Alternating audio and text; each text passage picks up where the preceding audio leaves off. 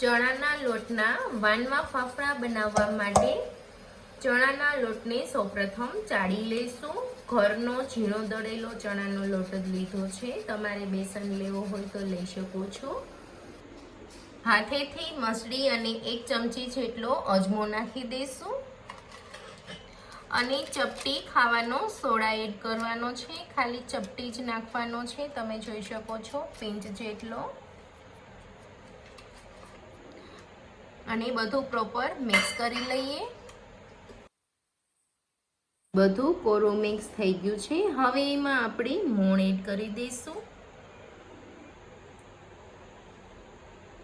3 થી 4 ચમચી જેટલું મોણ એડ કરી દઈશું અને પ્રોપર મિક્સ કરી લઈએ।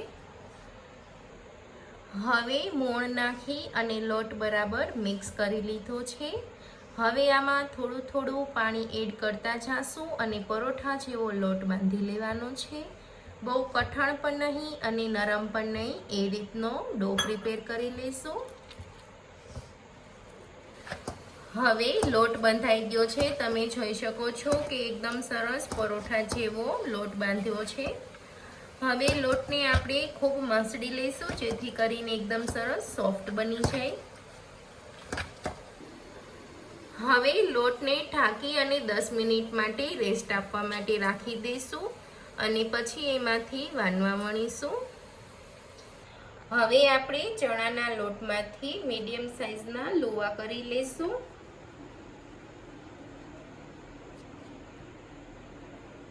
પાટલા ઉપર થોડું એવું તેલ લગાવી દેવાનું છે જેથી કરીને લોટ ચોટે નહીં અને પૂરી વણવામાં આસાની થાય।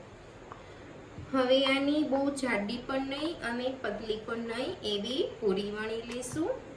આ રીતની મીડિયમ સાઈઝની બધી પૂરીઓ વણી લઈશું। બહુ જાડી પણ નથી અને પતલી પણ નથી, એવી થિકનેસ રાખવાની છે। અને હવે આપણે આને કાપા કરી લેવાના છે જેથી કરીને પૂરી ફૂલાય નહીં અને એકદમ સરસ ક્રિસ્પી બને। આ રીતની બધી પૂરીઓ વણી લેવાની છે। બધા વાનવા વણીને રેડી કરી દીધા છે। હવે એને તળી લઈએ। તેલ ગરમ થઈ જાય પછી આપણે મીડિયમ ફ્લેમ ઉપર બધા વાનવાને તળવાના છે જેથી કરીને વાનવા એકદમ સરસ ક્રિસ્પી થાય અને કાચા ના રહે। હવે બીજી બાજુ પણ પલટાવી લીધા છે। વાનવાને તળાતા બિલકુલ પણ સમય નહીં લાગે, આપણા વાનવા તળાઈ ગયા છે। આ રીતે આછા ગુલાબી કલરના થાય એવા તળી લેશું।